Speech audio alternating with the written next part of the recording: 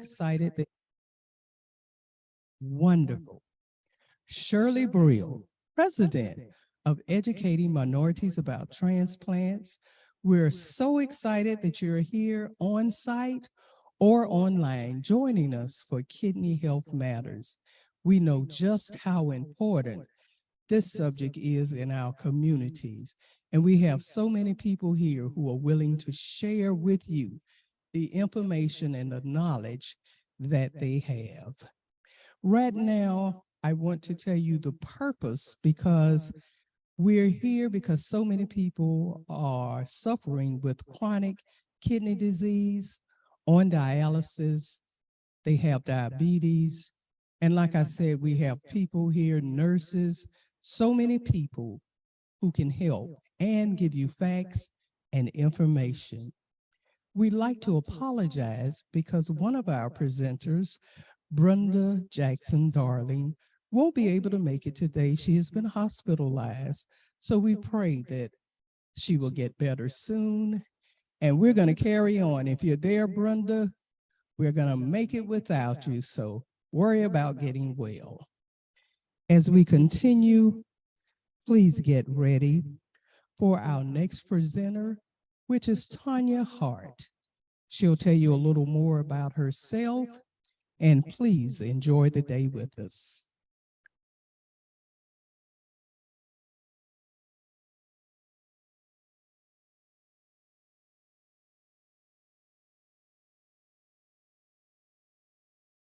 Good morning. Can you hear me?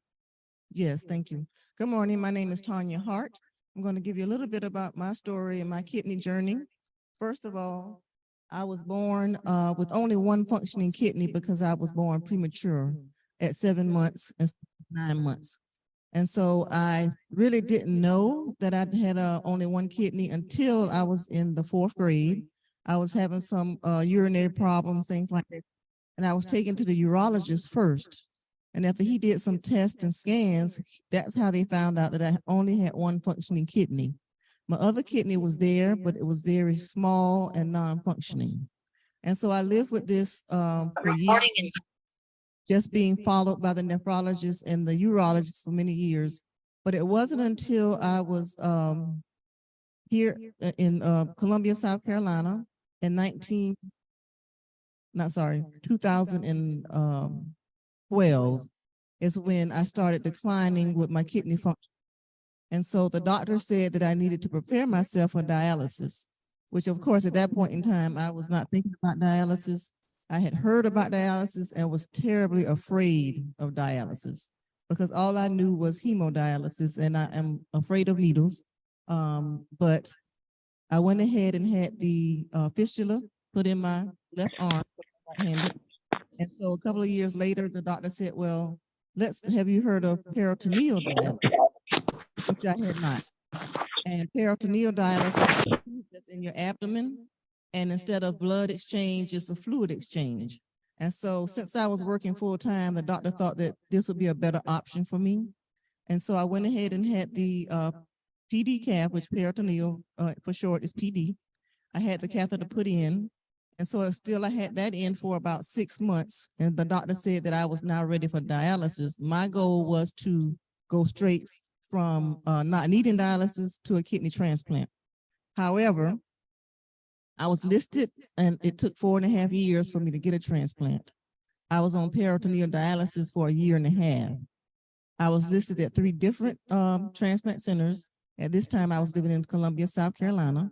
So I was listed at Medical University of South Carolina, which is in Charleston, at Duke University, that was in North Carolina, and the Georgia Hospital in Augusta.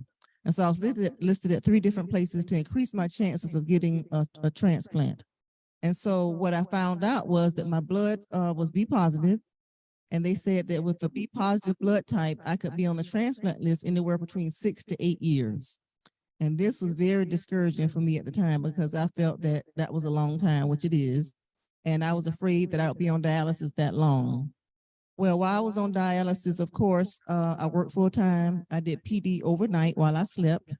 Had a couple of complications with the tube getting stuck, things like that, where I had to stop dialysis. do the setup all over again and then continue on. But as I got comfortable with it, I was able to travel while I was on PD. It's just a lot of equipment and supplies that I had to take with me. I mean, it's a big machine.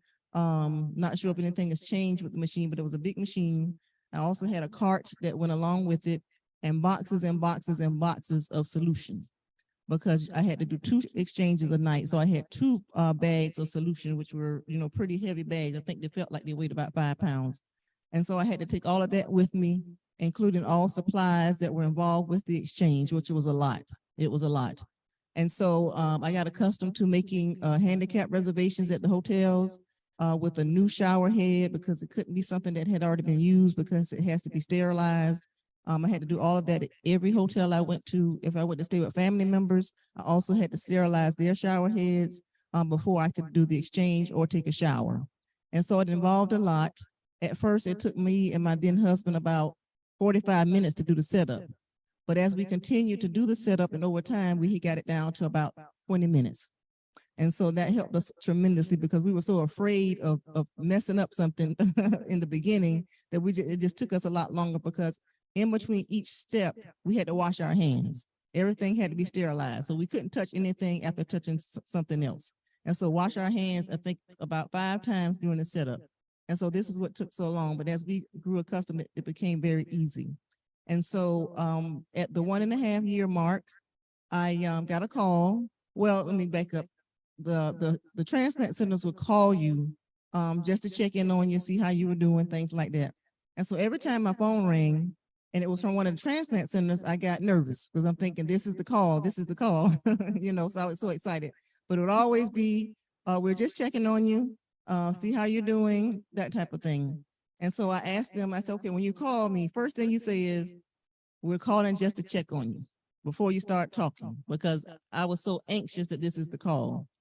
And so during that time, I had made arrangements with my job that I might get the call at any time. So I had my paperwork already filled out. So if something happened, I got the call, all I had to do was sign it and put the date. And I also made arrangements for my little dog. I had a friend who would keep him. So I told her we can get the call at any time. And so would you be available to come and get him? And she said that she would. I also had my great aunt living with me, and she was elderly and she was attending adult daycare, things like that. And so I made arrangements with them to have her put in respite when I got the call. And they said they can do that as immediately as 24 hours. And so I had everything in place as far as what would happen if I got the call. I had my bags packed and they were like sitting at the door by the garage. And so one day I was at physical therapy because I had injured my ankle, which happens a lot with me, is injured right now. And so I was doing therapy and I had missed a call from the transplant center. And I'm thinking, okay, they just called and see how I'm doing. I called them back and didn't get an answer. And so then I called them, they called me again when I was midway through therapy, and they called and said, this is the call. So of course, I lost it. I started crying. I was excited. I was just nervous. And so I drove back to my job, which was across the street. And I told them, this is the call. I signed my paperwork, put the date on it, and I called my husband. We worked at the same place and he was still working. And I said, you got to get home. This is the call. And so along the way home, I'm calling the adult daycare center. I called my dog person. I called my aunt's person. I called everybody to say, this is it. And this is what's happening. So I got home and I'm waiting for my husband. So he gets there. He didn't have his bag packed. And of course, this is like, what? You're supposed to have your bag ready. We got to go. And so in between time, the transplant center is calling me, how fast can you get here? And the drive was 1.5 hours. And so during that time, like I said, I'm calling my family. I'm calling everybody saying I got the call. This is on 95. I'm calling everybody driving home. And so by the time I got home, everything was set on my part. He got there and we got in the car. And so they're still calling me like, how far are you out? How far are you out? And so by the 3rd time they called, they said, we're going to go ahead and do 1 kidney for someone else. Take your time. We're going to do you in the morning.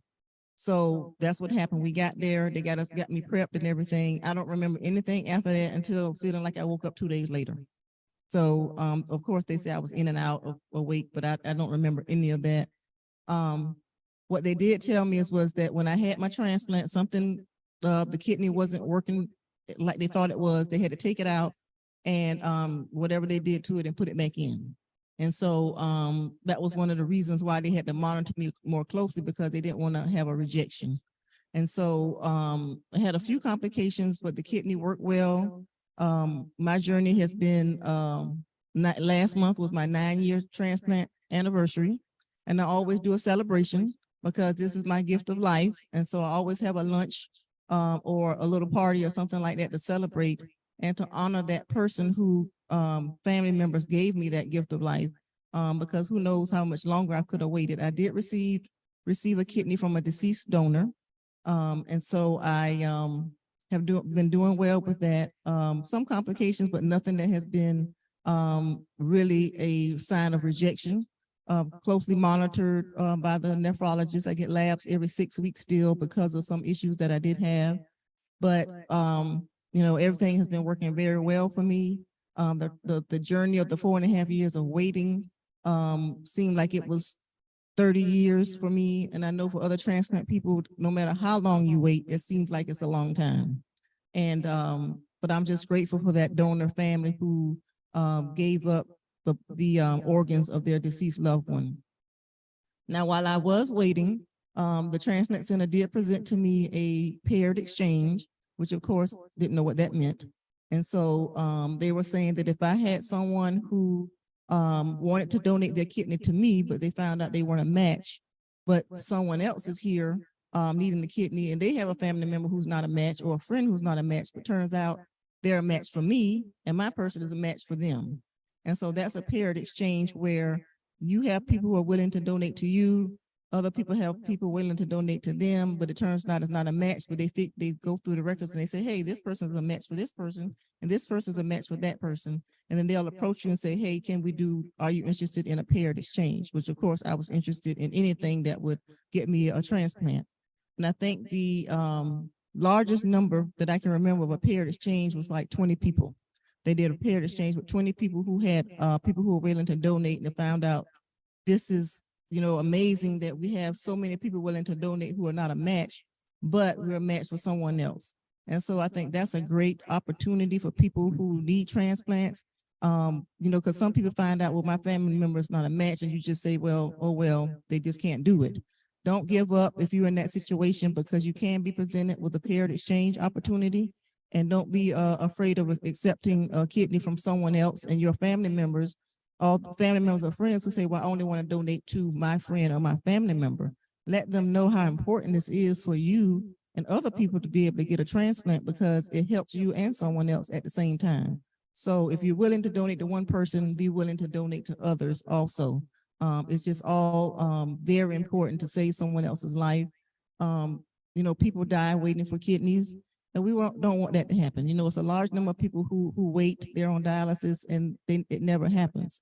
And we don't want that to continue to happen to people. We want to be able to give someone the gift of life and give them the opportunity to live long and be able to be around for their friends and family members. Thank you.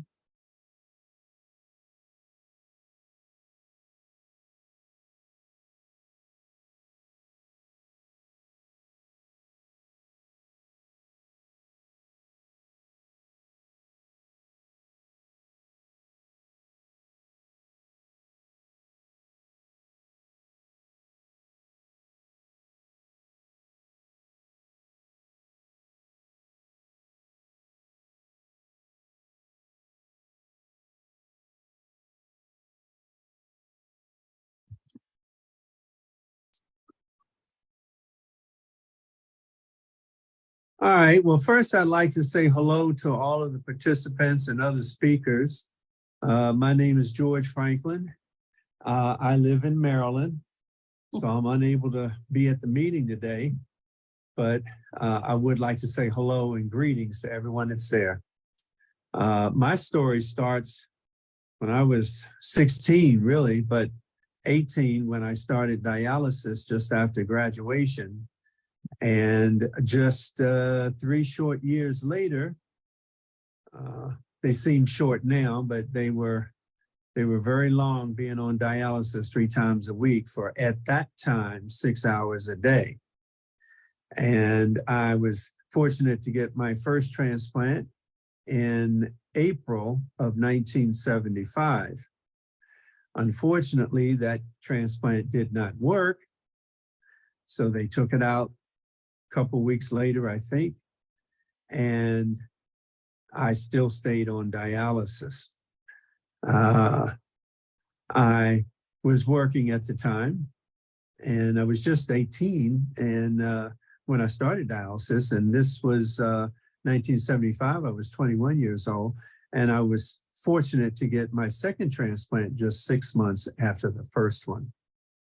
That transplant that I got in November, on November 4th, is still functioning, and I am now the longest African-American with a deceased donor kidney on the planet.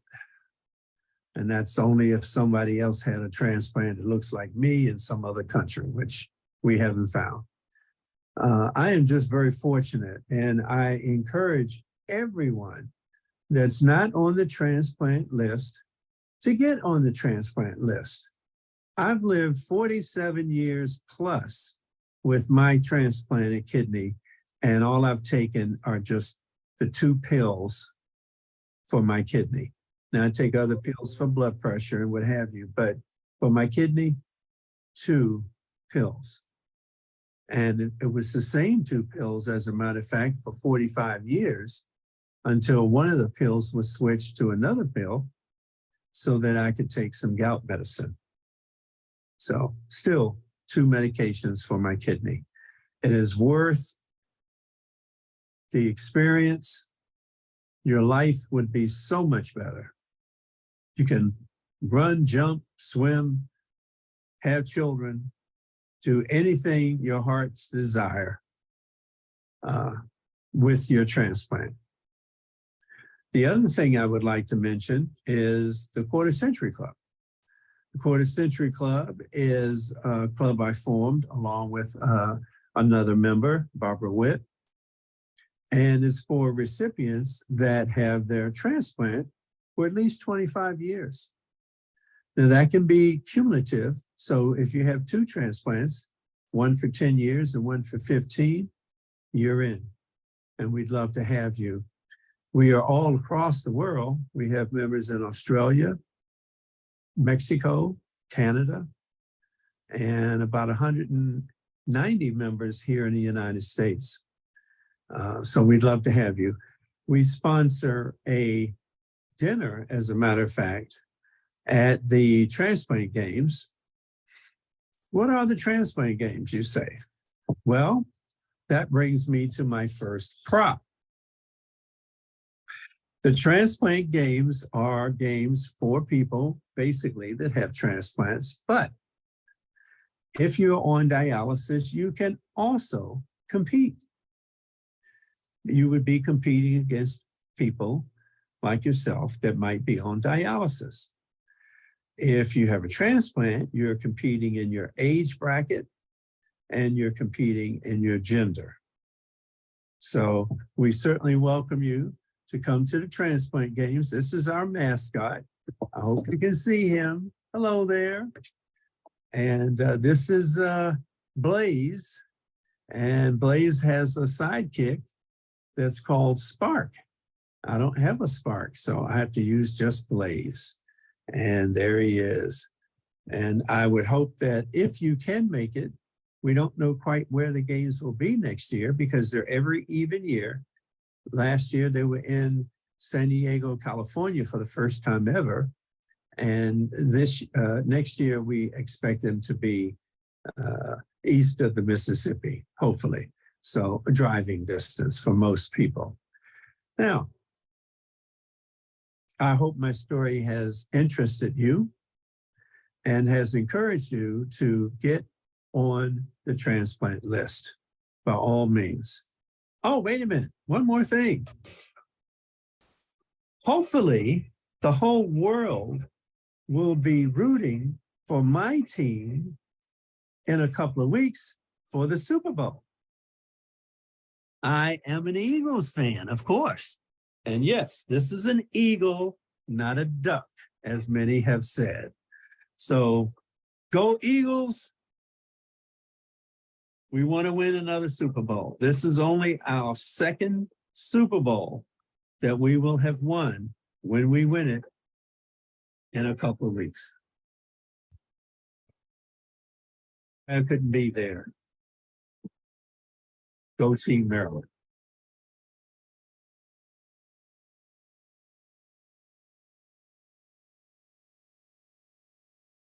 Okay. We're here now. If anyone has any questions for myself or George.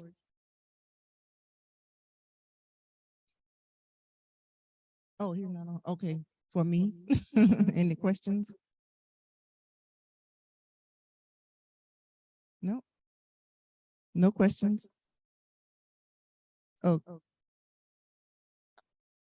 Okay, she asked, could I elaborate on blood type? Okay, so everyone has their own specific blood type, A, B, O, and then the pluses in between. I'm B positive. And so for me, that's the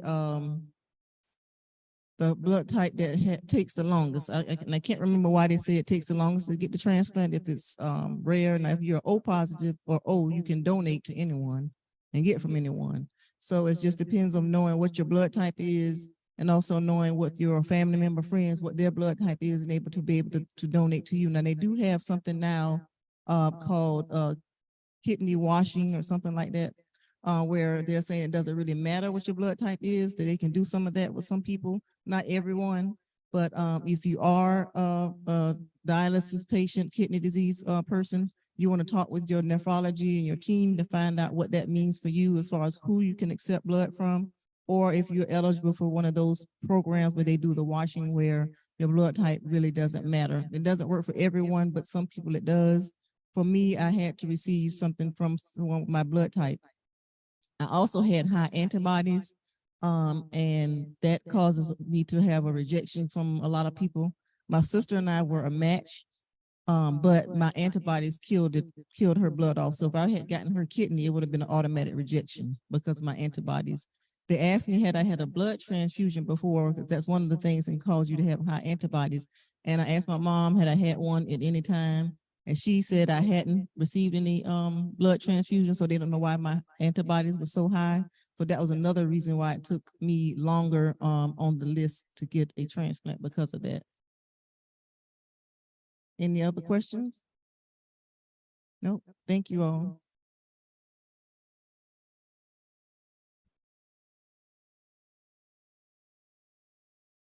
Anybody online have questions? Anyone?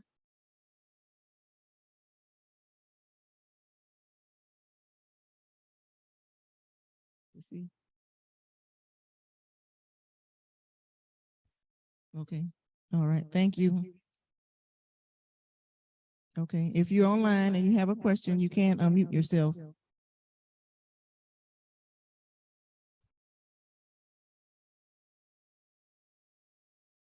Okay. Thank you.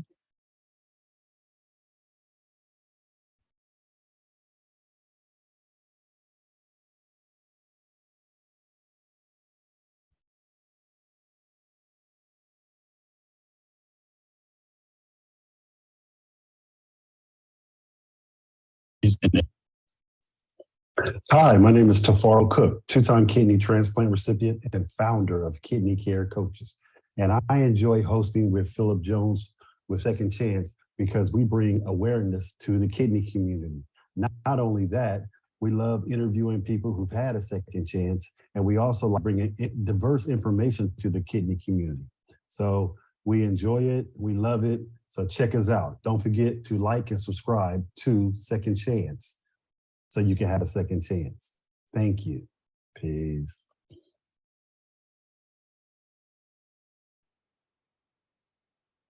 I'm Philip Jones, founder of A Second Chance, where our mission is to save and change lives through personal stories and Hi, my name is Tafaro Cook, two-time kidney transplant recipient and founder of Kidney Care Coaches. And I enjoy hosting with Philip Jones with Second Chance because we bring awareness to the kidney community. Not only that, we love interviewing people who've had a second chance, and we also like bringing diverse information to the kidney community. So We enjoy it. We love it. So check us out. Don't forget to like and subscribe to Second Chance so you can have a second chance. Thank you. Peace.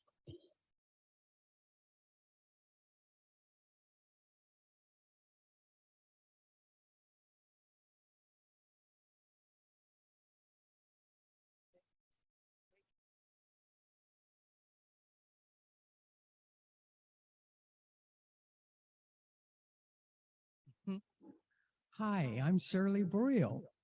And what we have scheduled right now is supposed to be a game, a Jeopardy game from Brenda Darling. But like I said at the beginning, unfortunately, she was not able to get out of the hospital in time to make it today.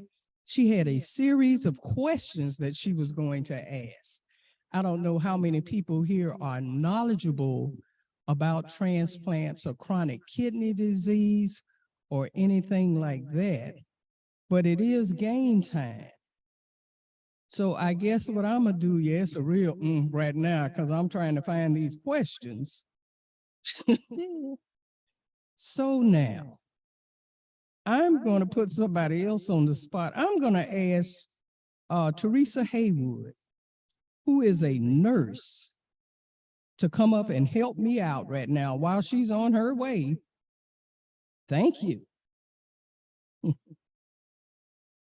We're going to ask a question because we do have prizes here. And I'd hate for these prizes to just sit. And if you're online and you know an answer, go ahead, unmute yourself now, and we'll get this prize to you. But I'm going to ask her to ask a question that someone, just a question, a general question. How many people in the, I almost said the congregation, thinking I'm in church. How many people here in the building have chronic kidney disease or you're on dialysis and you have a little knowledge about it? I know I see one dialysis patient.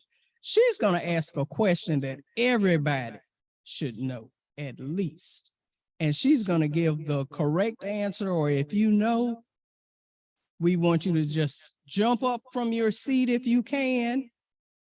And I'm going to get the buzzer the next time while she's asking you this question, because we both need buzzers so it could be fun. All right, get ready. Those who are listening, unmute yourself. So if you have an answer, you can get into. Here we go.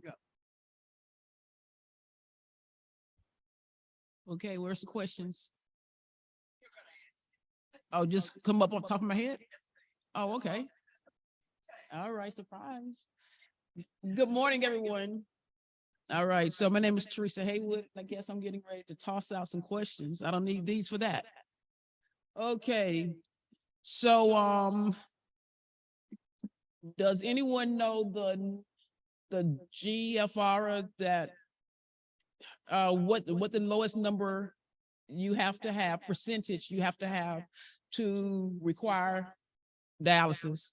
I mean, like people that are in kidney failure, they have a little leeway, and when the GFR gets to a certain point, then they require dialysis. Does anyone know what that number is, that percentage?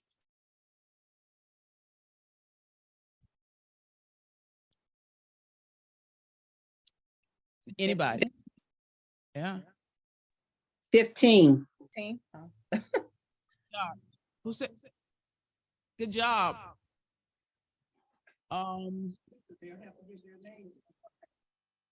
G. Thomas? Miss V. Thomas got the correct answer. Yes. Does anyone know the different types of dialysis? Yes, ma'am.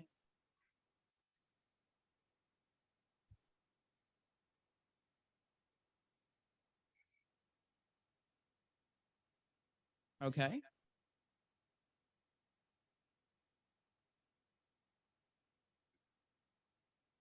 Okay.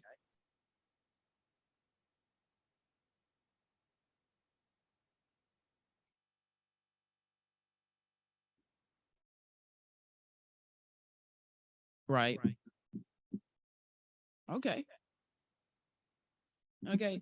Does anyone know the average number of years that it takes a dialysis patient to receive a kidney donation? You know, how long is the average wait period for kidney donation? Does anybody know?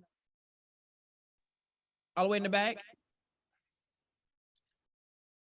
Right. If you're lucky, you can get it much earlier. It's more like 5 to 7. Some people 3. In my situation, which I get to later, we had a little less than that. But that's why we're out here today, to encourage people to become donors, because we have so many people on the list that can benefit from that simple gift of giving.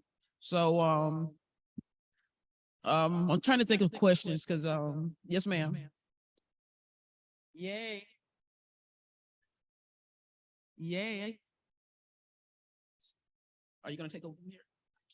Okay. Or if you want to read them. But anyway, I found some questions, and whoever V. Thomas is, we're gonna get back to you. I should have your email so we can send the prizes. For the people online, we have several prizes here. Contact you after the session. One of the questions that Brenda had prepared for you. Name 2 important things that the kidneys are responsible for doing. Now, the people here on site, there's a little buzzer there that you need to hit. If you know the answer, we wanted to make it a little fun for you. It's right there on that table, the red buzzer. Name 2 important things that the kidneys are responsible for doing. Nope. Oh, here comes someone. Can we get her?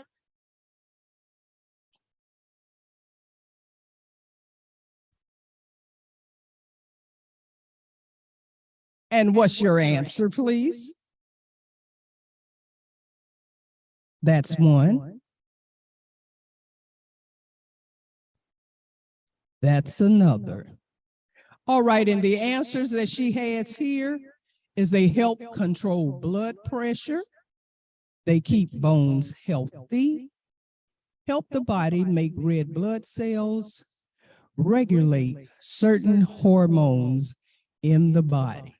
We thank you so much, and we'll come back later with some more questions. I think it's time for another commercial, and those who are here that got it correct, please go over to the prize table and choose your prize.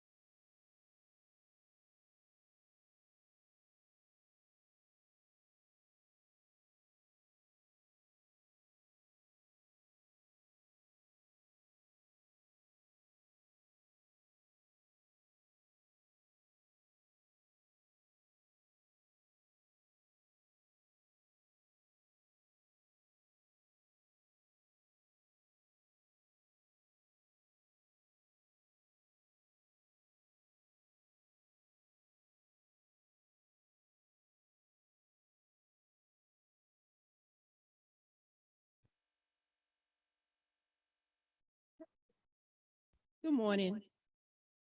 My name is Amanda Stokes, and I currently work for Fresenius Kidney Care. I am the front office manager. I make sure the building is stay intact.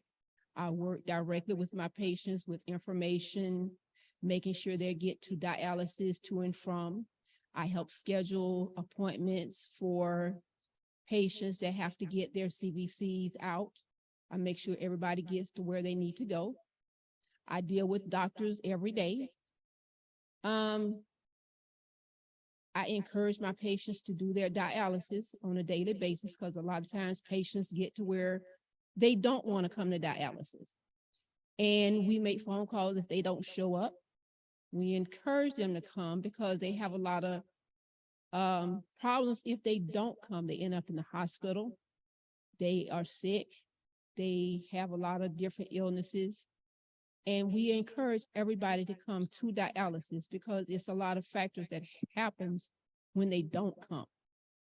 You know, fluid buildup, all because of the toxins building up. So we encourage them. So if you have anybody that do dialysis and they don't want to come, just kind of encourage them to go. Have them to talk to the AAs in these clinics if they're having transportation issues, because that's part of their job. Encourage them to talk to the social workers to help them. They have the Kidney Foundation that helps them with, they can get a voucher for transportation through the Kidney Foundation every 3 months. They can get they can help with food. They have different programs. If you do the Kidney Foundation is the Kidney Foundation and the Kidney Fund. And they can help you they fill out these forms every month.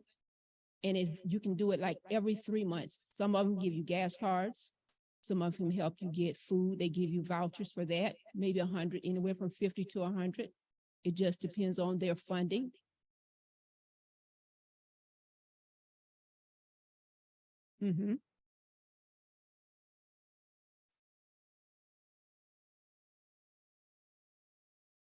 Yeah, they're supposed to help with transportation. The AA, if he has Medicaid, if he has the Medicaid program on his insurance, or they can do JTA, which they fill out a form for you, help you fill out the form. They give you the form, you fill it out, turn it back into them.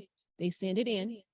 They send it to JTA. They have the JTA connection, can come to your home, pick them up directly. It may cost you anywhere from $300 to $350 per trip to and from. And then you can go to JA, set up an appointment. I do a lot for my patients. I make sure if they have to go other places, I help them get an appointment with JTA to be certified to be able to go to any doctor's appointments, go to the grocery store, go anywhere they need to go. That's what AAs and some social workers do. I cover a lot of things social workers supposed to do. I do it because those are my patients. You know, I look out for my patients, even them calling me on my own phone, because I care about my patients. And what facility does he go to? Talk to Robin.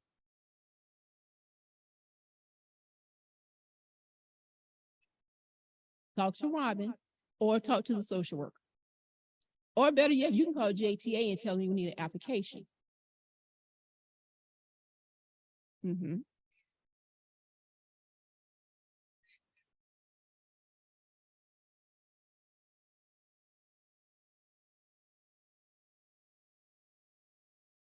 See, United Healthcare United Healthcare does not pay for JTA. You can get transportation. That's because they have limited transportation. Yeah, and I tell anybody that has that, use it wisely. Either go to the doctor or you go to dialysis. Don't just use it to go to the store. Don't use it just to go anywhere else. Use it wisely, because those 72 rides, 2 a day, 3 times a week, they go just like that. And they do not give you any more. So get an application JTA, get it filled out. For the first 30 days, you have to call and set up your rides. And after that, she can do a standing order for you. And once the standing order is in place, maybe for about a week, you have to call and make sure it's set up. And after that, they should show up automatically. Yeah. So that's what I do. If you want to go to St. John's, I'm on St. John's Bluff Road.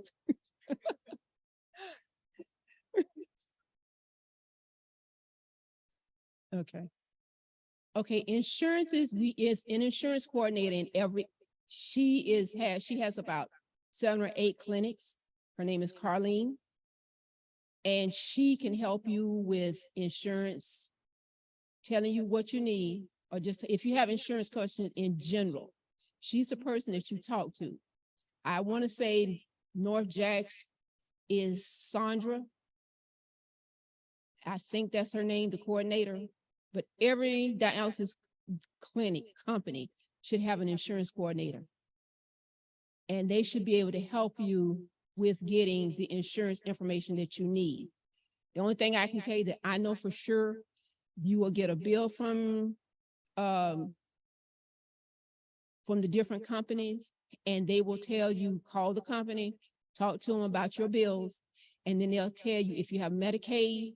A lot of times they tell you to bring in the bills or have the bills faxed in, and it's supposed to help lower the payments, and they'll take care of the bills once it reaches a certain limit.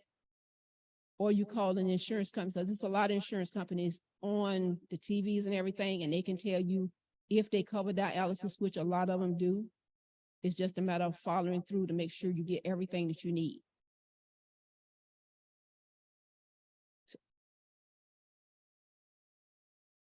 Anybody have anything else? Ms. Shirley? Okay, all right. You're welcome.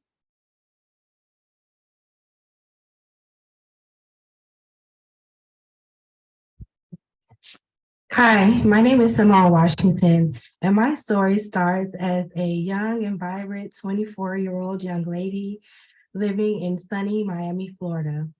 I had just finished graduate school and started a new career. Out of nowhere, I got really sick. Before this time, I had never needed to go to the hospital for any reason and had nothing more than the common colds in past years.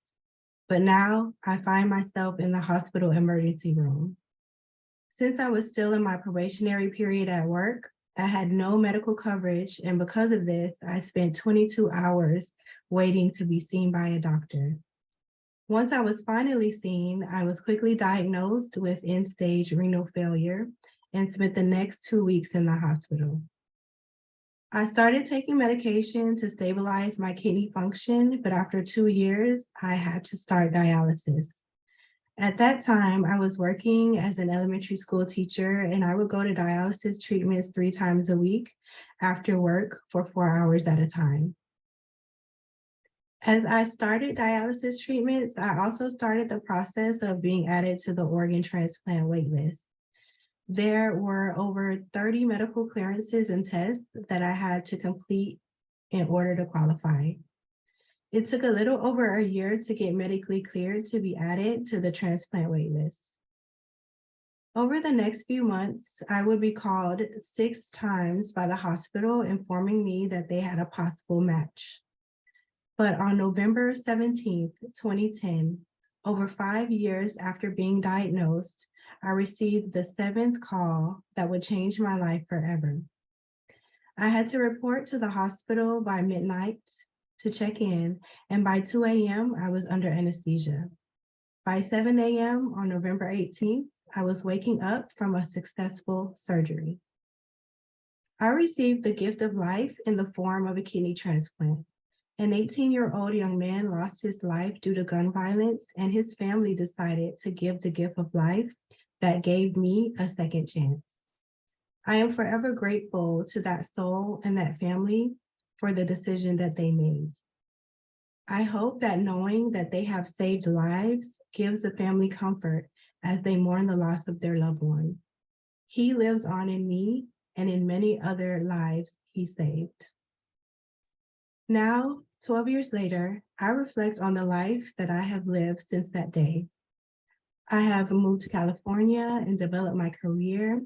I have furthered my education, and I've even started my own business. Most importantly, though, I have been able to enjoy time and make memories with my family and friends. I share my story with you today to encourage you to register to become a donor. There are over 100,000 people currently on the transplant wait list in this country, with over 30,000 being people of color. You can make a difference. You can save lives. Register to become a donor today. Deciding to donate your organs and tissues is an important decision, often made more difficult by some common misconceptions. Let's walk through some of the most pertinent myths about organ donation and then provide the facts so you can make the decision that's right for you. Myth 1, you can't be an organ donor if you are very young or very old. Fact, age won't keep you from becoming a donor. For young donors, if you are under 18 years old, you can decide to donate your organs and tissues. It's important for young people to donate because children need organ transplants too. Parents will need to give their consent before young folks are able to register. For older donors, you're never too old to decide to become a donor. Your organs and tissues will be evaluated at the time of death to determine their suitability for donation. Myth 2, doctors don't work with the same urgency to save your life if they know you're an organ donor. Fact, many people are concerned that if they sign up to be an organ donor, they won't get the same level of care should they end up in a life or death situation. However, this is not true. The doctor is obligated to have one singular aim: to save your life. Myth 3, if you are a registered donor, a doctor might declare you dead before it's appropriate. This is a common myth that scares many people out of registering to donate. However, the opposite is actually true organ donor facts. Organ donors are given more tests to determine official death than those patients who haven't agreed to organ donation. Myth 4, most religions don't condone organ donation. Most major religions allow organ donation. A few of the religions that support the practice are Christianity, Catholicism, Lutheran Church, Mormonism, Judaism, Episcopal Church, Presbyterian Church. If you are unsure of whether organ donation is consistent with your faith, you may wish to speak with a religious leader for clarification. Myth 5, if you donate organs or tissues, you can't have an open casket funeral. Organ and tissue donation does not keep you from having an open casket funeral if that's your preference. Because the donor's bodies are closed for burial, you won't see signs of donation. Care is also taken to ensure that any signs of bone and skin donation are minimal. Because 18 people a day will die waiting for an organ, becoming an organ and tissue donor is one of the most generous actions you can take. Now that you have the right information, you know that there is little standing in the way of your ability to save someone's life. In fact, you can save up to 8 lives by signing up to register to donate today.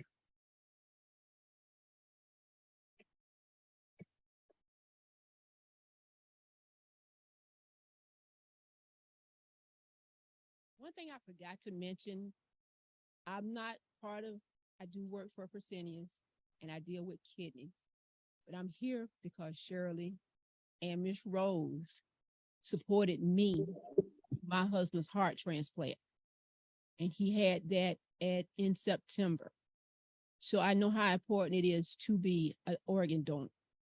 I've signed up to do it. I think my husband is, and I'm getting some of my other family members eventually to do it as well. So thank you all for help supporting me. Even though it wasn't kidney, it was heart. I appreciate it. Me and my daughter both appreciate it. So any questions so far? Have I answered everything? I brought some handouts and things that you all can read about transplants and just dialysis in general to kind of give you some ideas of things. and it has questions, has organizations on it to help with raising money if you want to do, because there is a certain way that money has to be raised for transplants, and they will tell you what you can and cannot do. Even if you went through different hospitals, they'll tell you what you can and cannot do and how you raise your money. So I brought that information for you all to get. And it's just other information about dialysis in general. Okay. And I hope I'll be able to come back.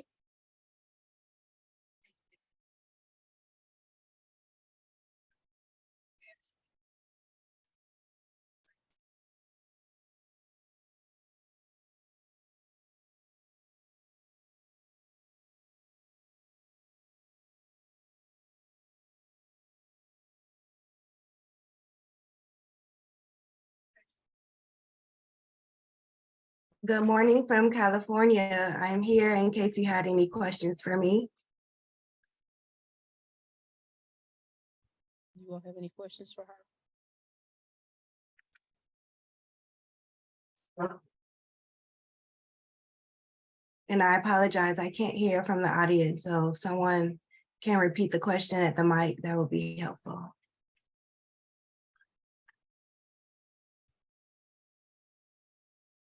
You don't have it. How long did you have to wait for your transplant? So from diagnosis to transplantation was a total of 5 years. There were some medicines that I was able to take when I first got diagnosed with end-stage renal failure. And then there was a period of time on dialysis, but the total time is 5 years.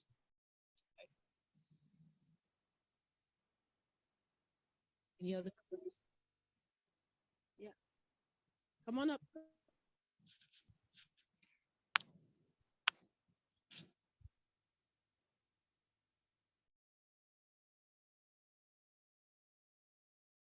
How's everyone? My question is, my husband passed away because he didn't get a transplant, kidney transplant. And I was wondering why? Was it because he had other issues? Or could you please tell me why he was taken off of the list? Thank you. I wouldn't have information on why a specific person was taken off of the list. I'm not aware of that process at all. I do know that once you are on the list, you do have to maintain certain test results that have to be reported back to whoever is maintaining the list. And so there are certain tests that you had to take to get on the list, and you have to maintain those records.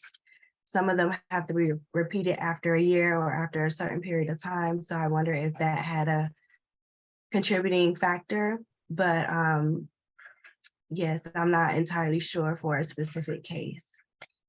You might talk to whoever you were going through for his transplant. The social worker might be able to explain it a little bit better. So if that was a question you had, I would contact the social worker that you were dealing with on a regular basis, and they might be able to tell you that. I'm not sure. You're welcome. So This is Brenda. I'm on Zoom, and as Shirley said, I wasn't able to attend today because I was hospitalized, but I may be able to add to her question. I've been on the transplant list for quite a while now, and periodically, if I do have some health issues, you're active and you're listed as a status 1. But if you have some, in my case, I had surgery in July, and during that period while I was recovering from surgery and had some complications after surgery, they make you inactive and you're no longer eligible to receive a kidney during that inactive status. And perhaps there is some reason your husband had some health issues that he was not able to be an active in an active status, that he was not eligible for a transplant during that time and was necessarily not taken off the list, but not active on the list. So that might be something you want to investigate and perhaps contact the transplant center he was at at and ask that question. Maybe that was helpful for you.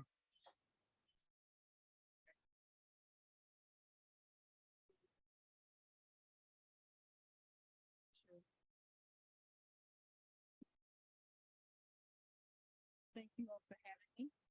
I will keep up with this, Shirley. You'll see me, especially on the weekends, during the week, kind of hard, but I'll be here to support everybody. You're welcome.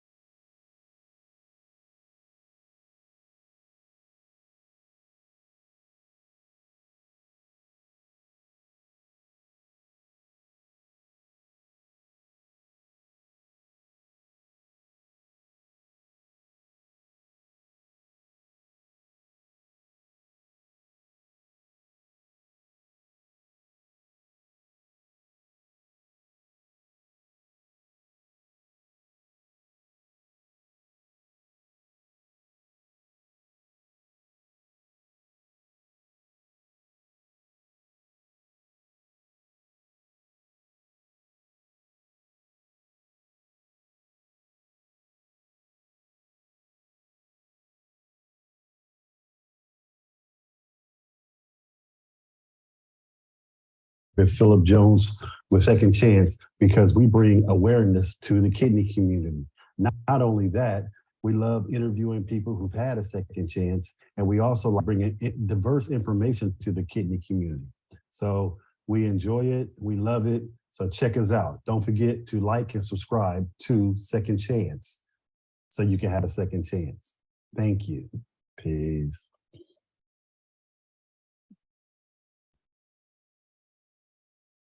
My name is Philip Jones, founder of A Second Chance, where our mission is to save and change lives through personal stories and Hi, my name is Tafaro Cook, two-time kidney transplant recipient and founder of Kidney Care Coaches. And I enjoy hosting with Philip Jones with Second Chance because we bring awareness to the kidney community. Not only that, we love interviewing people who've had a second chance, and we also like bringing diverse information to the kidney community. So we enjoy it, we love it. So check us out. Don't forget to like and subscribe to Second Chance so you can have a second chance. Thank you. Peace.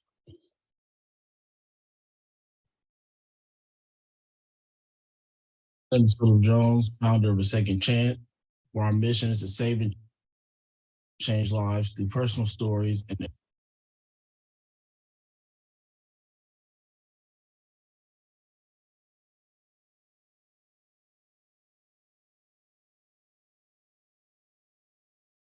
Peace. We're sorry about that. But you know, with technology. All righty. So now we're going to give away a couple more door prizes. Those who are online, make sure you are unmuted. I have the questions ready. And here is the first one. And we're thanking Brenda for these questions. Let's see. Describe where the kidneys are located. And if you have a prize, we're going to give someone else a chance. Describe where the kidneys are. Come on now, y'all don't know where they're located? Yes, ma'am. We need you to ring that buzzer. Burn. That's it. That's a very good answer. Let me read to you what they have, what we have here. The kidneys are located near the middle of the back, one on each side near the spine. That gives you a correct answer. Thank you. Pick up your prize. And let's do another. What is one common cause of kidney failure? That's an easy question, and I'm a lone person. What is one common cause? Oh, look at that winner. Yes, ma'am. What's your answer? Very good. The two answers I have here, diabetes or high blood pressure. Thank you. Another good answer. Since we have some people missing, that's what's kind of throwing us off just a little bit to try to keep things moving. We're going to ask that Thalisa Atkins prepare to come up. After her, Doris Harrison will come up. And then we will have Teresa Haywood, a living donor, in that order. Thank you so much. And we welcome Thalisa to the podium.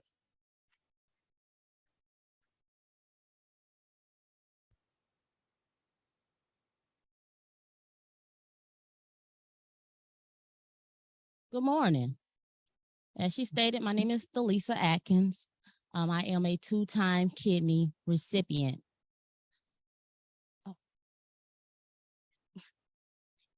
At the age of 20, I was diagnosed with chronic kidney failure after going for a physical to play softball while I was in college. After going through a series of doctors and a series of tests, I was diagnosed as having CKD. 3 years later, I started peritoneal dialysis. At that time, that's every day of treatment. As the lady stated earlier, though the exchanges every night at the house. 2 years later, in 2005, at the age of 25, I received my first kidney transplant. Through my process of going to college, as the lady also stated earlier, I was listed. And of course, at that time, when you graduated college, at the age of 22, you no longer had health insurance because you could not ride on your parents' health insurance as you do now with the Affordable Care Act. So during this time, I had a clinician, a physician that picked me up free of charge. So what a blessing. The clinician gave me my ProQuick, which is used to produce red blood cells because I was extremely anemic, as well as saw me for free. So that was a blessing right there until I received my peritoneal catheter, and that is when Medicare officially picked me up to receive Medicare because I received my first exchange for peritoneal dialysis. So at the age of 25, once I received health insurance, I was able to get listed and I received my first kidney transplant. We can fast forward 8 years. Once again, I was diagnosed as being in kidney failure. At this time, I'm 32 years old, having kidney failure. So I'm going through the workup again. My physician retires, and my physician tells me when you get to your next nephrologist, ask him or her to go send you to the transplant center when your GFR reaches 20. My GFR reaches 20 in 2013. I'm referred to Mayo Clinic. In November, on Black Friday, the day after Thanksgiving, is my last meeting with the social worker with my questions of why do you want to receive a transplant? And I state I want to live. She says, great, that's all we need to know. Fast forward December, 2 weeks later, once the medical team meets to do their transplant meeting with the clinicians, the nurse, the social worker, and the transplant doctors, I'm told that, hey, you have been listed to receive that transplant. Fast forward 5 months till May, I get the call the day after my birthday on May the 18th. Ms. Atkins, how are you doing? How was your birthday? It was okay. Well, let me know that you are being a candidate to receive a transplant. Please come out to the transplant center. On the day after my 34th birthday, I received my second transplant. As of today, that transplant is almost 9 years old in May. So that transplant that I received, because I did not need dialysis, thank you, Lord, the second time, was known as a preemptive transplant. Because my first nephrologist asked me to ask my second nephrologist to send me to Mayo Clinic prior to needing dialysis, I was blessed to receive that transplant before I ever needed to start dialysis. And that is what a preemptive kidney transplant is. You do not start dialysis. You're just somehow blessed by the Lord to get that kidney before you need dialysis. Yeah. Yes, ma'am. Yeah. Yes, ma'am. So the ones that are in my back, they no longer work after the first one. So the first transplant I received was on my right side. So most likely when you get a transplant, it goes here. My second transplant is on my left side. So, but these are both here. This one no longer works. So what they do is they shrink. So this is shrunk.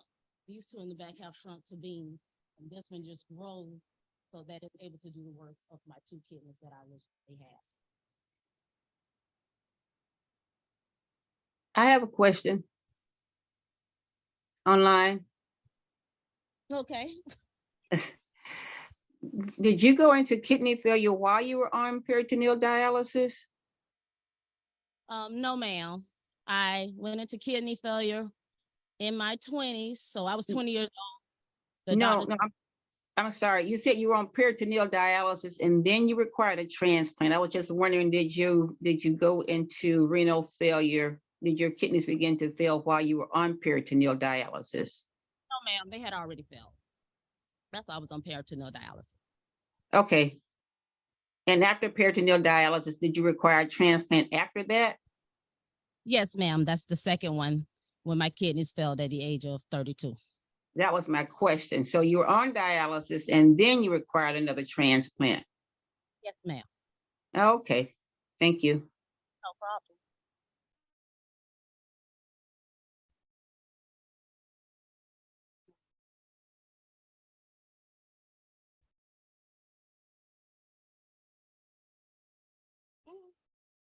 I take a oh, no problem. The questions was, am I on a lot of medications? I take about 20 pills a day, but it's only 5 medications. It's just a regimen that you have to take some in the morning and some at night to keep that constant medicine in your blood flow.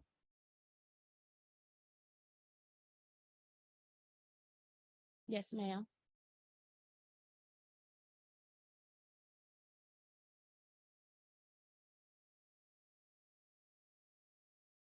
So the question is, once you go on transplant medications, also known as immunosuppressants, are you able to get off those medications or are you on those medications for the rest of your life?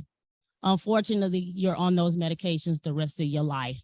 However, they can be titrated, meaning adjusted based upon what your lab works come back when you go see your nephrologist. Any more questions? Okay, thank you.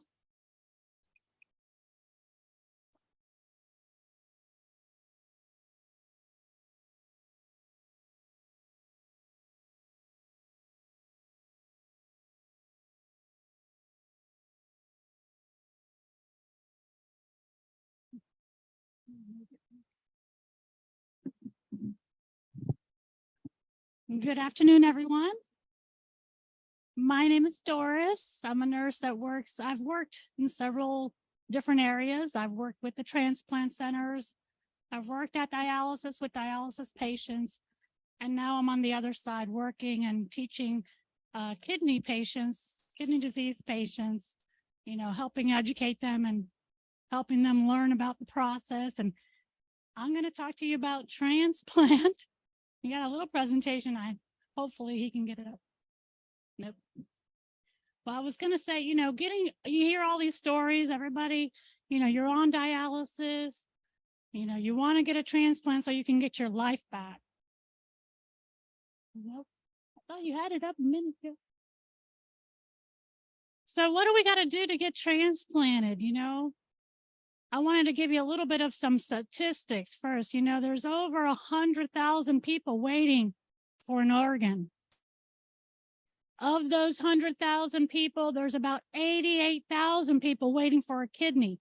This is nationwide, okay? not working.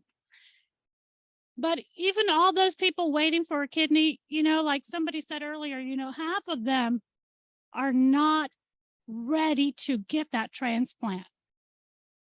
About half. So half of them are listed as active, which means when you're active on a transplant list, yes, they can call you and you can get a kidney.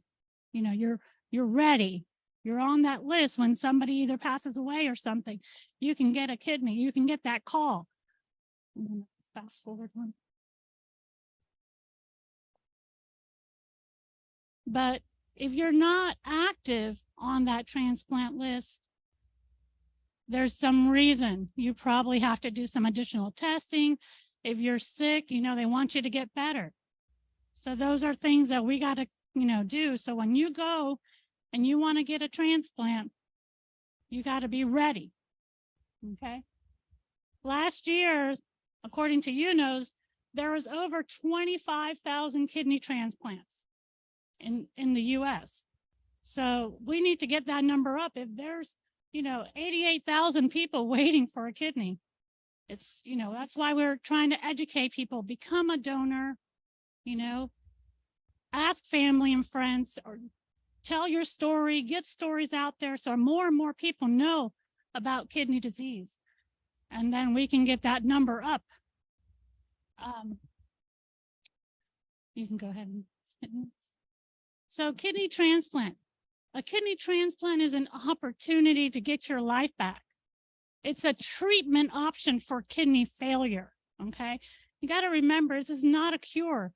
Kidney disease does not have a cure right now. They have not been able to find that cure.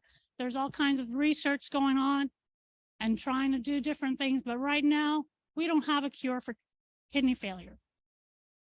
But kidney transplant, it's the best option for kidney failure. You know, dialysis also keeps you alive so that one day you can maybe get your kidney transplant and keep going. You know, it's an opportunity to get your life back. Do the things that you want to do and travel, you know, and do everything, even though sometimes you can still do that on dialysis, but it's a lot harder, as we've heard some of our stories. It is a major surgery. It is. So that's why we have to be ready and as healthy as we can. Take care of ourselves. You got to be ready. Next. So what do we got to do to get on a transplant list? Some people, I've heard patients tell me, yeah, my doctor referred me, I'm on a transplant list. The first step is getting a referral. Of course, you want to get your name on their radar, on that transplant center's radar. But just because you're referred does not mean you're on the list. You have to be evaluated. And all these transplant centers have certain criteria that they go by, okay? So they're gonna get your records, they're gonna evaluate you and see if you're a candidate, okay? You're gonna go through all kinds of testing. And then they get all these results and all these tests, and then they're gonna see if you qualify. You know, going on dialysis or kidney failure involves, you know, you have high blood pressure, you've had diabetes or some other problems. All those things take a toll on your body. So we got to make sure you're in the best health possible. And that's why one of the things that we really got to do is take care of ourselves as much as we can. So next. What can we do, right? Of course, coming here, being here online or in center, educating yourself, learning everything you can about kidney disease, about dialysis, about transplant. That's the first step, you know, getting your story out there, learning whatever you can, and then staying as healthy as possible, getting your physicals done every year. You know, women, we get our mammograms, men do their physicals. There's certain tests involved in that, things that we don't want to do sometimes.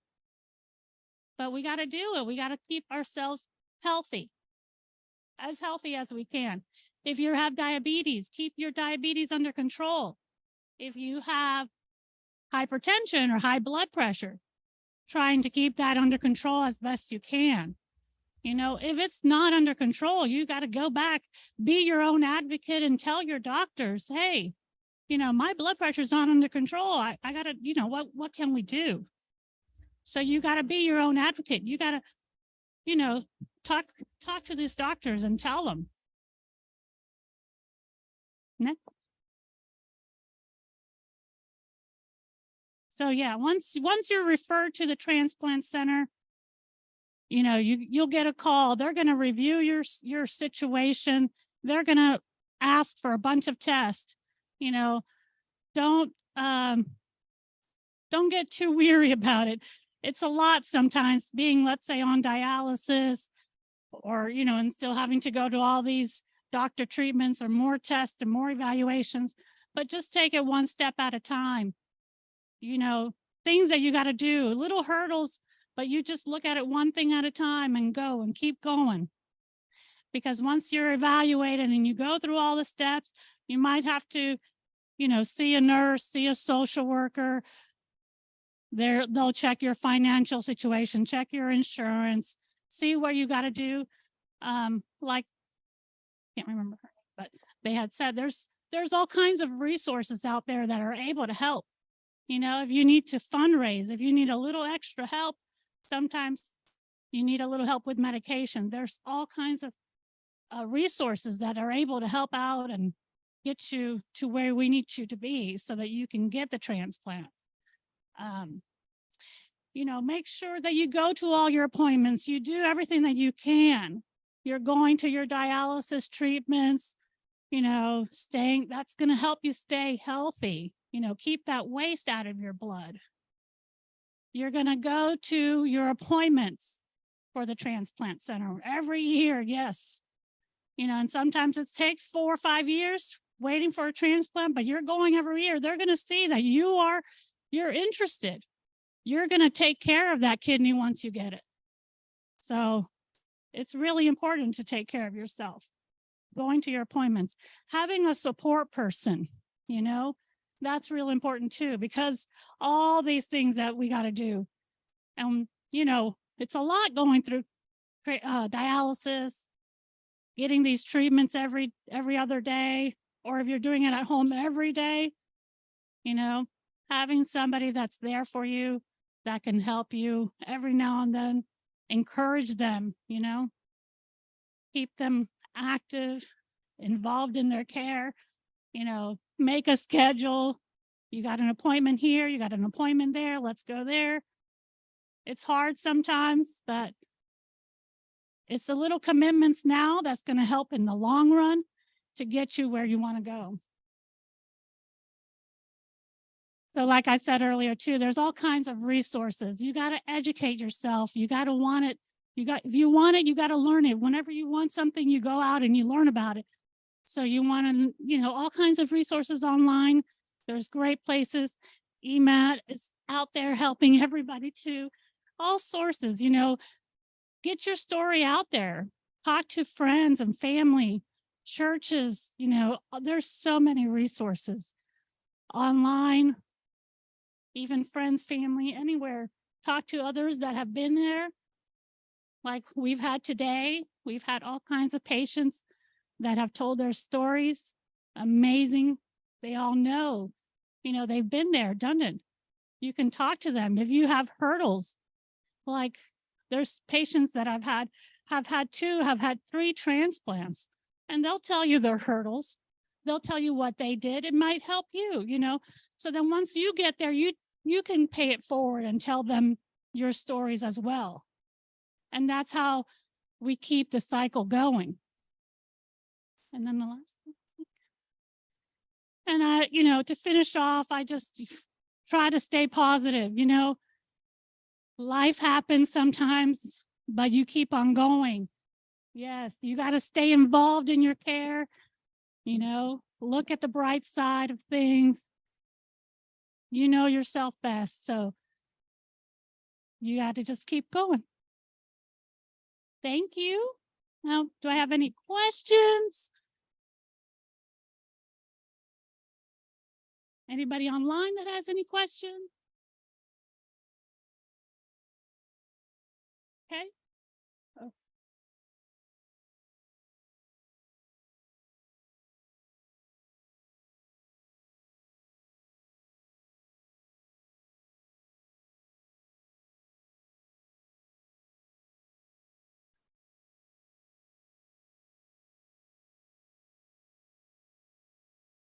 Are you talking about dialysis?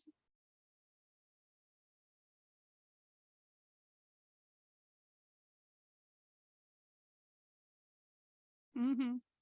So yes. So the question was if going, on dialysis treatments, if there is services offered to help with like emotional stress or, things that we all go through. And yes, all dialysis centers do have a social worker. And they should be talking to their patients, while they're on dialysis. And it's really up to the dialysis patient yourself, getting what your needs are expressed. The doctors see you as well, and you can get referred to a therapist if you need that. But a lot of times I think we keep stuff inside. We don't really tell, what's going on, or if we're having issues. I've seen that a lot, but you want to get it out there. And sometimes there's all kinds of support groups, these groups, EMAT there's all kinds of support out there for patients on dialysis, for kidney patients, for transplant patients. If you go online and those resources, you can get on and connected with people that have been in your shoes or been there and can help you with some emotional, and then if you really need some additional help, you get the help that you need. I think you had a question. Did you have a question?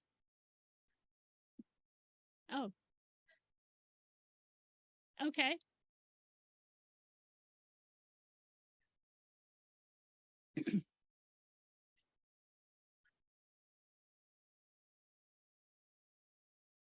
You want to come in?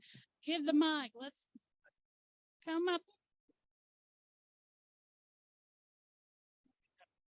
So it's just more of a comment on what Doris was saying, being a nephrology nurse, being more involved in your health.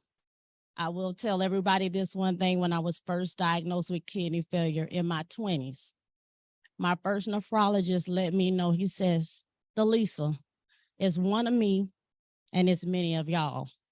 And right now, kidney failure is growing at an alarming rate, and nephrologists aren't growing at that rate. What you put in is what you'll get out. So that made me more of a person. I'm going to read, as Doris said, and look up information. So when I come to my nephrologist, I have questions to let him or her know I'm going to be involved in my health, and because of that, they work more for me. Thank you. Yeah, it is being involved in your care. When I was at that dialysis center, like Amanda said, she's out there for her patients. I was out there. I was talking to these patients. I was wanting to help them so bad, but I can only do so much. If you can't help yourself, if you can't, I can bring you to the water, but I can't make you drink it, so it is you wanting it. I tried so hard sometimes, and I myself would get frustrated because these patients, I'd say, let's do this. I try to be, positive and friendly, and then, and I know it's hard because I'm not on that other side, and I'm not in that chair, doing that dialysis, but I was trying to get them off dialysis. I had patients tell me that they were not feeling well, or they wanted support, or they wanted to share emotions. And I started a support group and I didn't get hardly anywhere because patients wouldn't come. They wouldn't come. And so I did it for one patient, and I invited him every single time, and I never saw him. But, sometimes you do reach, you put the word out there and you reach 5 or 6 and maybe you get one, it was hard. But yeah, being involved in your own care and wanting it is so important. Like she said, we can only do so much. You got to also put your part. Got another comment question? Tag teaming. So that's why I keep telling my mom I've seen you somewhere. I promise you. Yes. And we're gonna find out by the end of this day. So when Dora said she tried the group didn't work. What did she say? Because she hasn't experienced it. So I too am a nurse, and I end up being a dialysis nurse. And I went into the clinics, and looking at me, you'll think she does not have anything wrong with her. So I used to go around to each station, talk to the patients, but my workers knew, my CCHTs knew, so those are the dialysis technicians, the managers knew, until one day the patients kept saying, nurse keeps coming around here talking to us, and she has no idea what she's talking about or what we're going through. So they would hear the rumbling. So one day one of the patients was speaking, and they said, guess what? Thalisa knows. And they was like, how does Thalisa know? Well, she's had a transplant. Let's talk to her. And that is some of the issues that we're dealing with in the community. The healthcare professionals, they do as much as they can do, but they don't have that experience or what the patient is going through in their chair. As I would tell them, I've never done hemo, so I don't know how it feels to do that part every day, but I have done dialysis. So I understand that inconvenience in your life. You wanted to go somewhere, you can't go because, hey, I have to do dialysis. I want to work, I can't work. Why? I have to do dialysis. So through this and what EMAT is doing, that's what we're trying to do. Get the word out there, give that connection that, hey, somebody knows what you're going through. Reach out, we're always here. Healthcare worker Doris, office manager, Amanda, we're here. That's all we want everybody to know. We're here to help you with this transition. Is it rough? Yes. Is it doable? Yes. Will we all make it? Yes. We'll lose some along the way, unfortunately, because that's a part of life. And we don't want to lose anyone, but we have to accept that reality. But we want to make it as doable as it can be for one that's going through this process. Find out. No more questions online or anything? Yes, ma'am.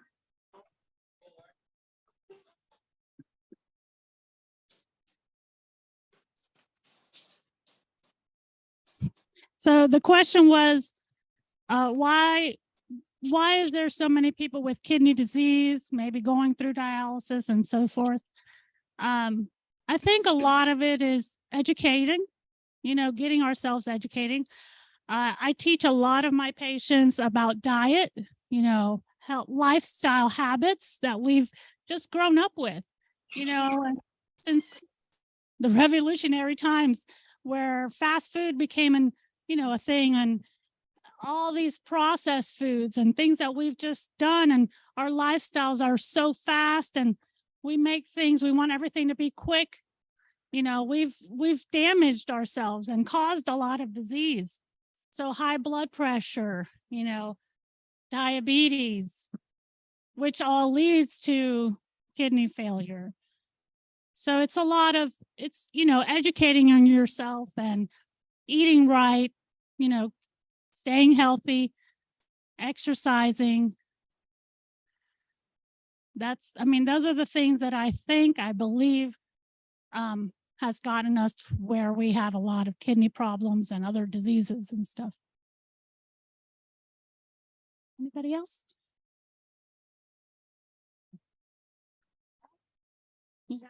Thank you.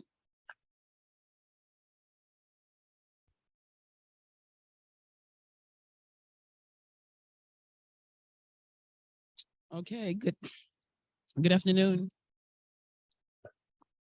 My name is Teresa Haywood, and I am a living donor. On April 30th, 2021, I donated a kidney to my niece. It was the best decision that I've ever made in my entire life. If I had to do it all over again, I would do it again. My niece, she was diagnosed with lupus her first year of college. And then 21 years later, she went into kidney failure. She went on dialysis, and I think it was like about 8 months, maybe 8 months later, she was placed on the transplant list.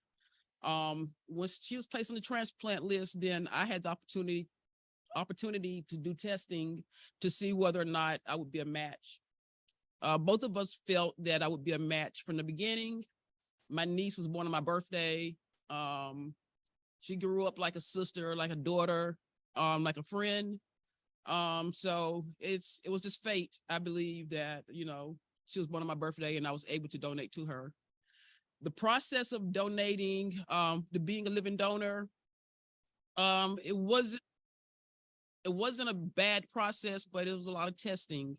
And the initial test is where they do the blood type, the tissue typing, cross matching, and all that does is see whether or not we're compatible, see whether my kidney would be compatible for her to receive. Once we got past the blood, everything was great with that. The next major test was a 24-hour blood pressure monitoring test, where they sent me a monitor I had to wear for 24 hours, and every 15 minutes, it would check my blood pressure. I think for 8 hours, it was like every 2 hours that they would check the blood pressure. So we went through that step, had to mail it back somewhere in Massachusetts. About 6 days later, I received a call from Mayo Clinic telling me that I was not able to donate because I have high blood pressure. Okay, I am very, I go to the doctor regular. I know my health. I know I never had high blood pressure issues. So I challenged them, you know, to do the test again. The second time around, the blood pressure was great. And I'm bringing that up because a lot of African Americans have high blood pressure issues, or what is, you know, according to textbook value, 120/70. Most African Americans don't fit that. And that does not necessarily mean that we have high blood pressure.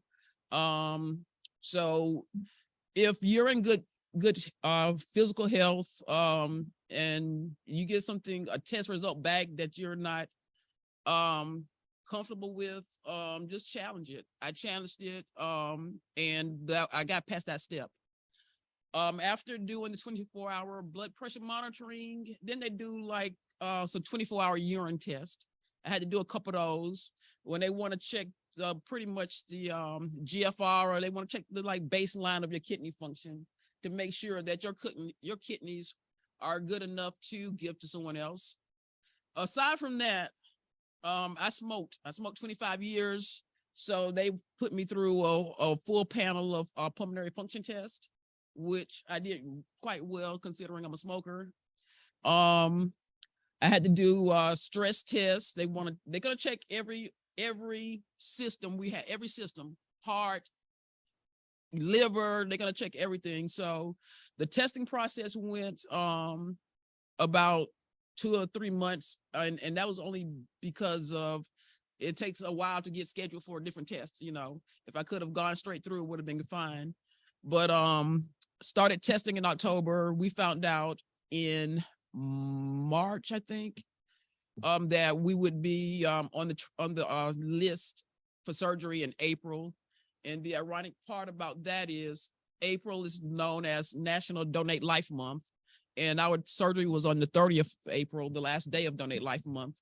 So that was actually the best day of my life when when my niece came out of surgery and they said the kidney started working immediately, and it was a great match. So I've done a lot of things, but donating a kidney has to be the top of the list. As you guys can see, I mean, I wear my hair bald, but it has nothing to do with health issue. It's a choice. So I'm totally healthy. We only need one kidney to live. The second kidney, I look at it as, you know, been a blessing to somebody else. I've had, it's almost 2 years. I have had no issues relating to me giving a kidney. I was able to go scuba diving last summer. I started smoking again. That's nothing to brag about, but I'm just saying I'm still in good health. I get a clean bill of health whenever I go to my personal physician. I just like to encourage anybody just to consider donating, not just a kidney, but to change your driver's license, get on the donate list. If something happens, give somebody else an opportunity to have a better quality of life. I watched my niece going to dialysis 3 times a week. I know it can take a toll on you mentally and physically. We can change that scenario by just giving a kidney, by donating. I think I was supposed to be talking about something else, but I don't quite remember. The qualifications, yeah, to be qualified to donate, we just got to be in a reasonably good health. I agree with what Ms. Doris was saying. A lot of us need to change our eating habits. We grew up, eating a lot of fried foods, and these birds that we like, they're not like the chickens my grandfather raised when I was coming up. They're injected with different things, and the veggies, they aren't the greatest. We have to make sure we just change our habits. Eating out of canned veggies, that's definitely a high sodium, definitely not good. And if you got to use canned vegetables, you need to get a strainer and drain all that stuff out and rinse them off. Bad food, anything in a can usually is not that great to be eating. Veggies should be frozen or fresh, in my opinion. Fruit as well. Leave those cans alone if you can. And if you have to use them, like I said, drain it and wash it. Yes, ma'am. Yes, ma'am.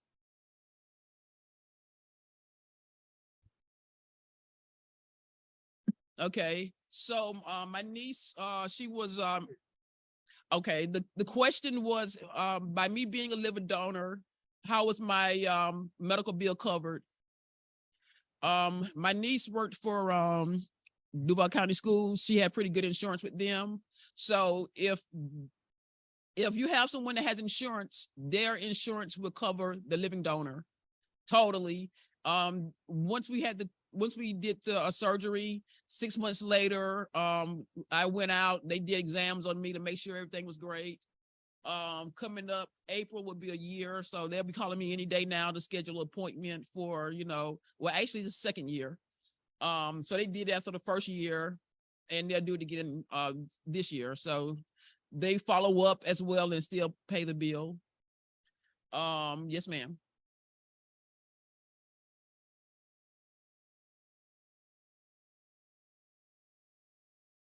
Okay. So the unique thing is,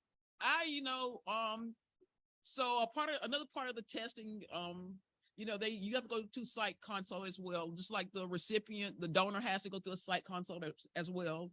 And they want to know the same things. Are you concerned if what happens if that kidney rejects, or what happens if you get sick and you don't have a kid, my main thing was giving a kidney, and I'll worry about anything else as it comes.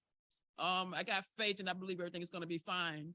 But just say, for instance, I wake up and I do go into kidney failure, renal failure, or some type of issue with another organ in my body.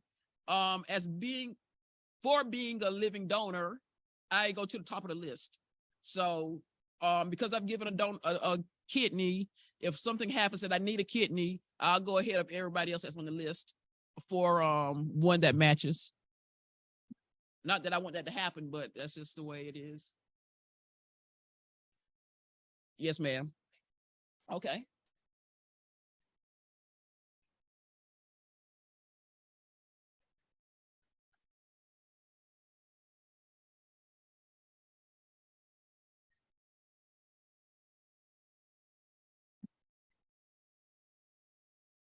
But oh wow. Yes, ma'am. Wow. You never know. And yes, ma'am. And that's one thing. The testing that they do for the living donors is so thorough. I mean, they check for each and everything under the sun. That's why I can stand before you guys and tell you I got a clean bill of health, because they're gonna check everything from the head to the toe, everything. But like I said, I feel great. It's a decision I'll make again. On my driver's, if anything happened to me, you know, my eyes, my heart, anything, you know, I want to leave it to someone to so somebody else can have an opportunity to have a good life. I think that's what it's about, you know. So I think it's important for us to keep this topic going, to encourage other people to participate, to donate. And that's pretty much all I have. If there is any more questions online or in the building. Yes, ma'am.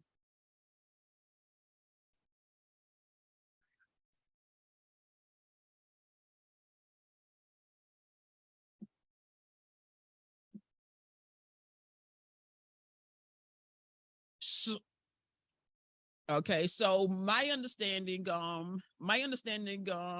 is like my understanding is that if you're playing sports like something physical like football, that's not gonna be a wise decision.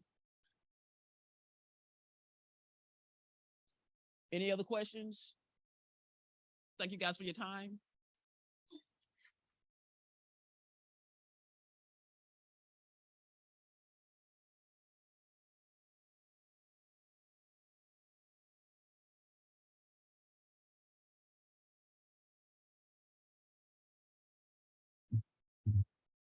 Well, first of all, we're going to finish up a little early, but I would like to do some very important thank yous. Our first thank you goes to Mr. Smith over here. And I know he can't put himself on the camera, but he's working awfully hard over here to make everything flow for us. So we want him to know that we appreciate him. We appreciate American Legion Post 197, located here in Jacksonville, Florida. And I'd like for them to come up too, everybody who's a part of the American Legion. And for those who don't know, the reason why we're having this event here is because this is now a community hub in the city of Jacksonville, and it's sponsored by Mayo Clinic. So if you have some things, if you can come up here so they can see you on camera too. If you have some things going on, you know, please call the facility and they'll be happy to accommodate you. Let's give them a hand again. Would you like to say anything? Here's our commander here. I don't know the rules, but I know the commander is in charge. So we're going to let her give you some words. Thank you. I just want to thank everyone for coming out and participating in this seminar here. We here at the Hub, we're here Tuesdays and Wednesdays. Tuesdays in the mornings from 11 to 2 and Wednesdays from 4 to 7. So if you have any issues that you want to look up on the computer, we have 2 computers here that you can come in and work on those computers. We have paper and printers where you can print out the information that you need. We have Mr. Aubrey here to help you if you run into any issues or anything with the computers. We'll try to do what we can do also, but he's the main man. So again, thank you for coming out, and thank Miss Brill for your presentation here. Thank you. My name is Vermel Smith, and I'm the finance officer here at the Post, but I'm also the chairman for the Mayo Committee. If you have anybody that want to schedule any events out here that has to do with healthcare, please give us a call. We do our presentations, as the commander said, on Tuesdays and Wednesdays. And what we have scheduled coming up right now is on Tuesday, we have a presentation from Florida Blue, and she's going to be giving a presentation of working with stress. Next Tuesday, we have what we call the Brown Bag Program. And we ask that you come out with all of your medication, and we will have primary care physicians out here, and we will have senior pharmacy students out here from UF and from FAMU out here, and they will go through your medication to make sure that you're not taking anything that counteracts each other. Because a lot of people have different doctors, and those doctors do not usually talk to each other. So one doctor may prescribe something for you and another doctor prescribes something else, and they don't know how it interacts with each other because they didn't know that you were on those medications. And so that's one of the programs that we're presenting. Also, this month, on the 28th, we have somebody coming in from UF Proton Therapy Institute. Because Mayo does not take all of the insurance that people may have. So if somebody comes in with something, we want them to know that there's an alternative, someplace else that you can go. Mayo does not take HMO. They do not work with people with Medicare Advantage. So we need you to know that there are other places that you can go. So they're coming out and they're going to do a presentation on the 28th. That's a Tuesday, and that'll be in the morning. And then in March, she's coming back to do one in the evening session for those who work and can't come during their lunch hour. Again, we welcome you here. We're glad you came. Please tell your friends, neighbors, and your church that this post is a community health hub also for Mayo. See, we covered up everything back there. You don't know that. On Friday night is our fundraiser, and we have folks come in to dance and have a good time. So yeah, it's all covered. So, but we thank you for coming out. Thank you, Ms. Brill, for bringing your presentation here.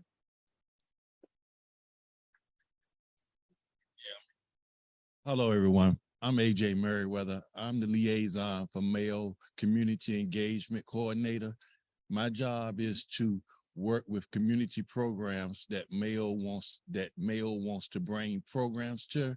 And I'm also the ambassador for Prostate Health Education Network. I'm the representative for Florida. My job is to basically go out and bring programs and network with programs that we want in our neighborhood.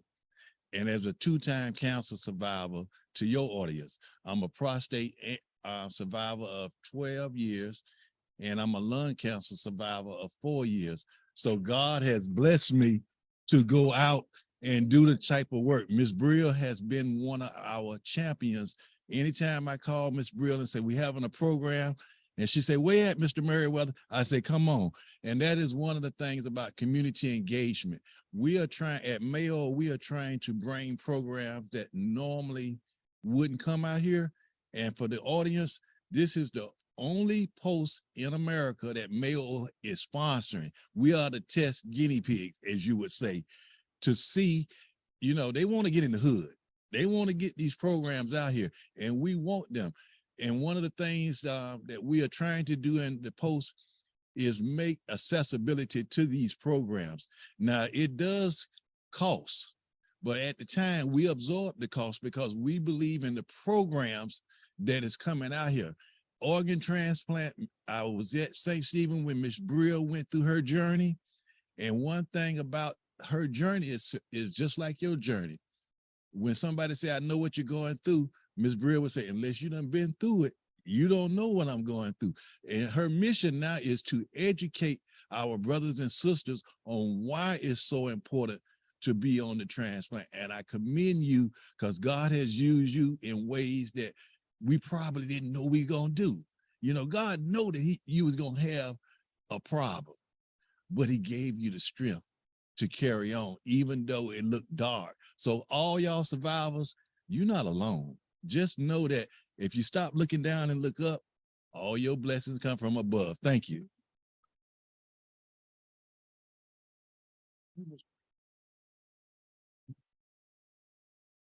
All righty, and we certainly appreciate them. And like he said, please utilize the American Legion Post 197. So much going on in our community for us.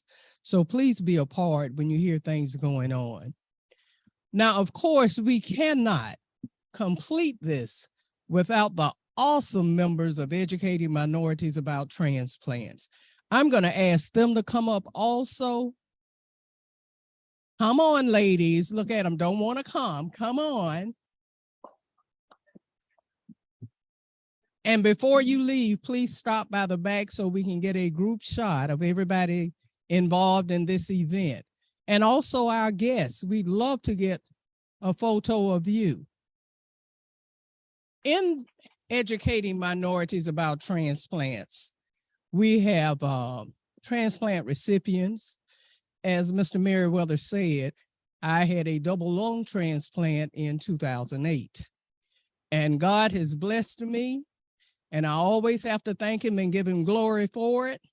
First, to God, and then to my donor, and also to the people who've loved and supported me throughout the years.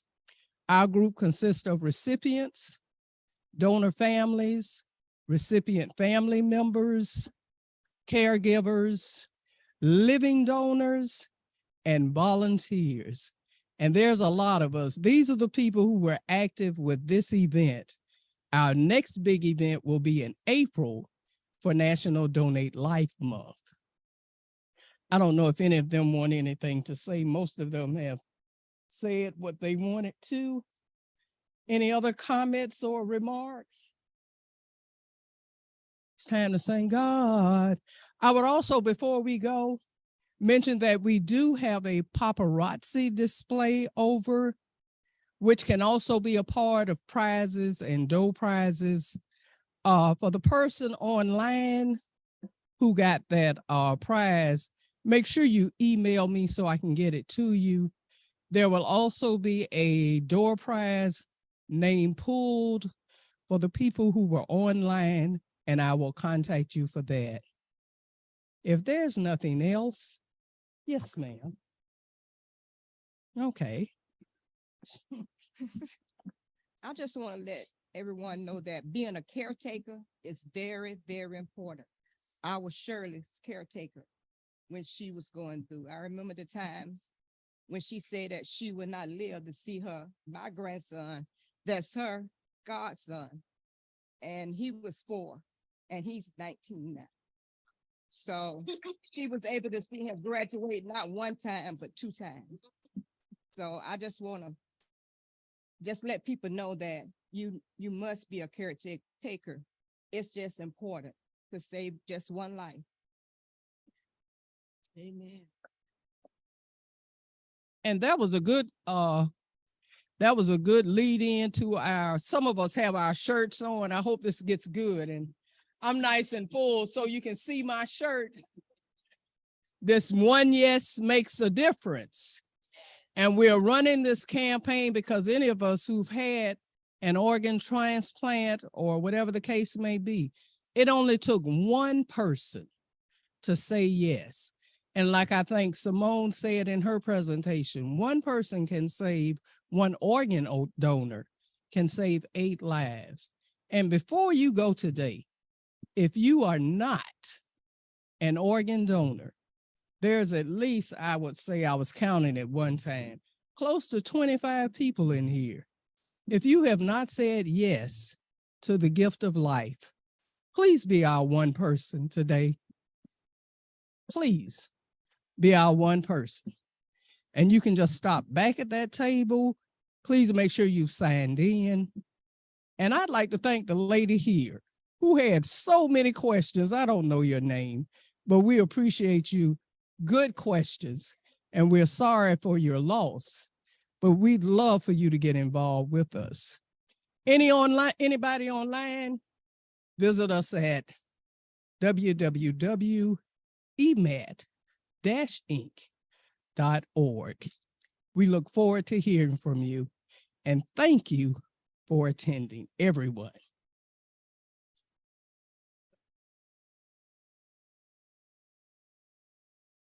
Mr. Smith has cut us off before we do the walk away. tea is already gone. Look. Okay, cut us off. This is Brenda. I just wanted to say goodbye, everybody. Thank you all. Did a great job. I'll turn and look at the speaker. Bye. Good job, everybody.